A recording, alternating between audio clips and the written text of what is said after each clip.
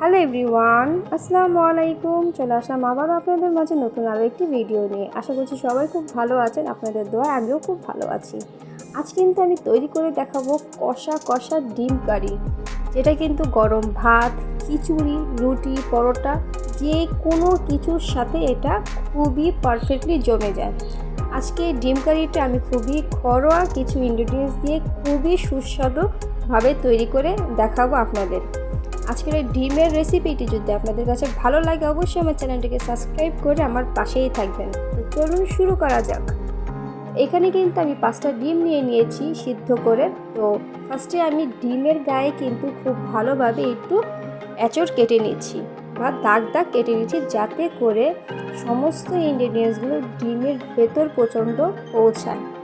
এটা করলে দেখা যাবে ডিম কারিটা যখন আমরা রেডি করব, যখন ডিমটা আমরা খাবো, তখন ডিমের ভেতরটাও খুবই মজার হয়। এই স্টেপটা কিন্তু অবশ্যই ফলো করবেন। এখানে আমি একটা পেস্ট রেডি করে নিচ্ছি। আমি এখানে একটা টমেটো দিয়েছি আর হাফ কাপ পেঁয়াজ কুচি দিয়ে আমি পেস্ট বানিয়ে নিয়েছি। এটা আমি একটা সাইডে রেখে দেবো। এখানে আমি শুকনো উপকরণ নিয়েছি, দেখতেই পাচ্ছেন, হলুদ, মরিচ, ধনিয়া আর হলো স্বাদ মতন লবণ, জিরে। এখানে আমি একটি কড়াইতে তেল বসিয়ে দিয়ে কিছুটা লবণ আর হলুদ দিয়ে ডিমটা একটু ফ্রাই করে নিচ্ছি। ডিমটা ফ্রাই করা নেওয়া হয়ে গিয়েছে। এখন আমি এই কড়াইতে হাফ কাপ পেঁয়াজ কুচি দিয়ে দিচ্ছি। পেঁয়াজটা কিছুটা ব্রাউন হয়ে আসলে আমি এর মধ্যে একটু জাস্ট হাফ কাপের মতন আমি একটু পানি অ্যাড করব, যাতে করে কোনো উপকরণই পুড়ে না যায়। আমি এখানে কিন্তু হাফ কাপ পানি অ্যাড করে দিয়েছি।